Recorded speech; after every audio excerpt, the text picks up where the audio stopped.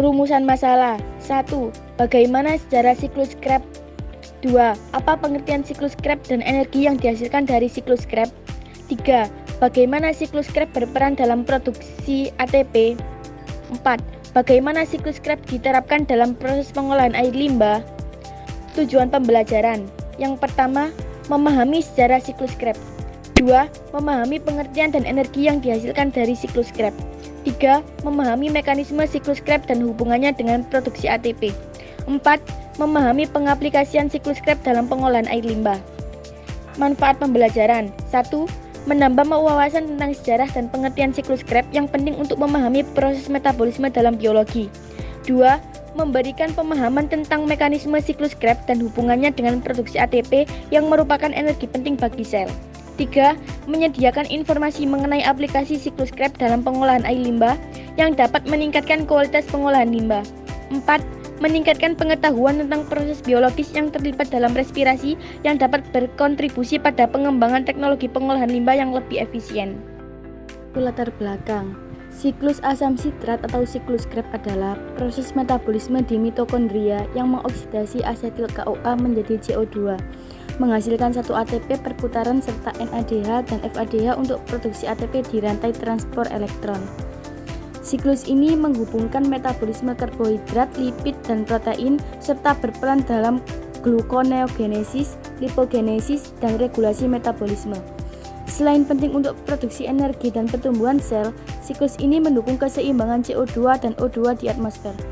Gangguan pada siklus ini terutama di hati dapat menyebabkan kerusakan neurologis akibat gangguan produksi ATP. Siklus Krebs adalah serangkaian reaksi fase kedua yang terjadi dalam respirasi sel, dimulai dengan glikolisis. Dalam siklus Krebs, asetil CoA bergabung dengan asam oksalat untuk menghasilkan asam sitrat. Enzim adalah protein yang bertindak sebagai katalisator dalam suatu reaksi biokimia.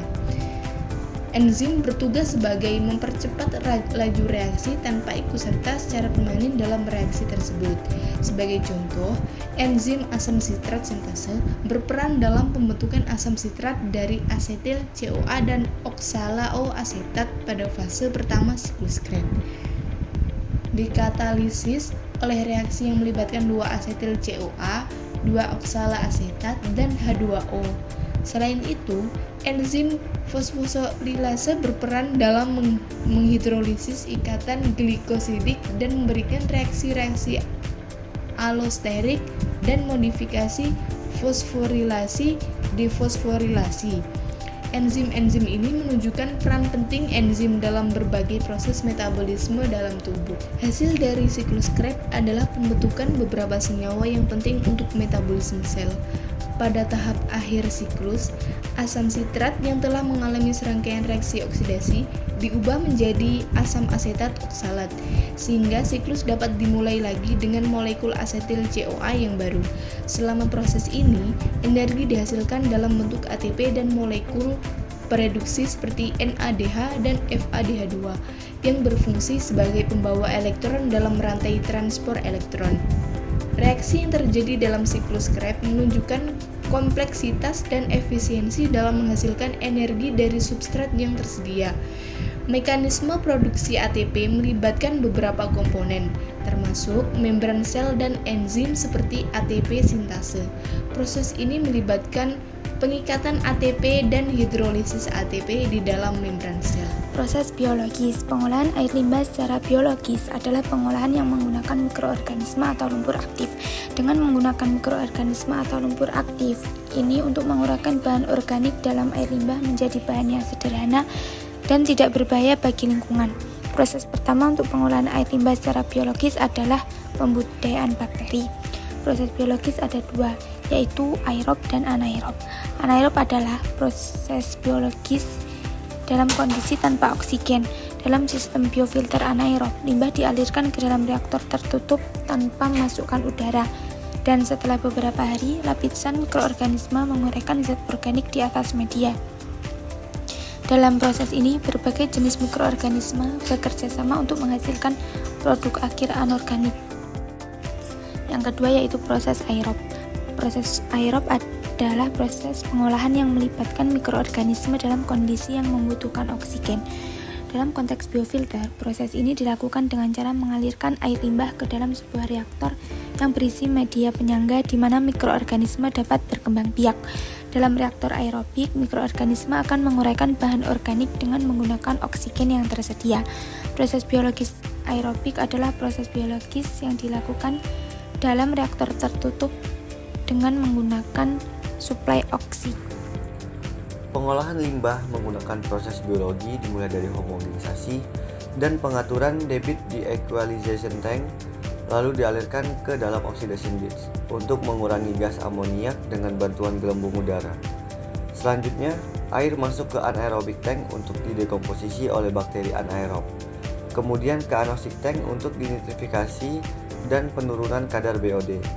Oxidation ditch yang dikembangkan di Belanda pada tahun 1950-an adalah modifikasi sistem lumpur aktif yang dimana memanfaatkan mikroorganisme aerobik untuk mengolah polutan secara biologis, yang dimana terdiri dari tangki aerasi, clarifier, dan resirkulasi lumpur.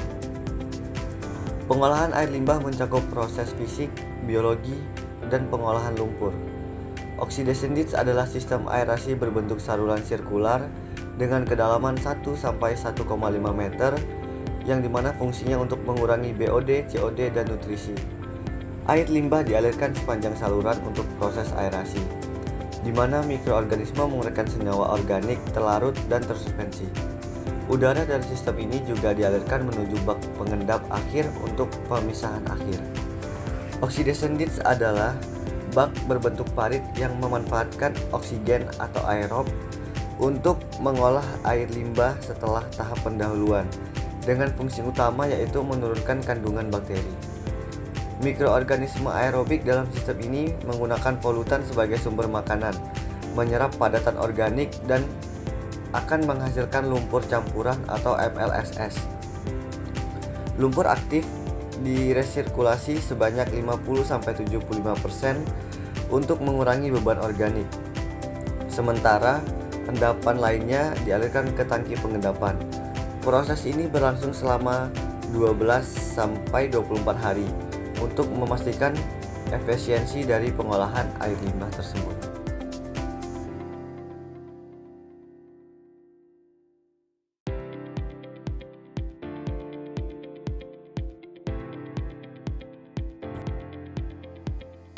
Kesimpulan yang didapat dari materi yang sudah kami berikan ialah daur Krebs yang terjadi di mitokondria mengoksidasi asetil CoA menjadi CO2 dan menghasilkan energi dalam bentuk ATP, NADH, dan FADH2, serta menghubungkan metabolisme anabolik dan katabolik. Selain itu, pengolahan limbah biologis aerob menggunakan sistem oxidation ditch yang efektif mengurangi bahan organik dalam air limbah dengan efisiensi tinggi, bertujuan untuk mengurangi polusi dan memanfaatkan air limbah secara ramah lingkungan. Oksaloasetat dan asetil-CoA dibantu koenzim jadi asam sitrat dengan akotinase jadi isositrat dekarboksilasi alfa-ketobutarat. Hasil oksidasi yasuksinil-CoA dan intosuksinat GTP2ATP oksidasi lagi jadi formaldehyat, proses hidrasi terbentuklah malat.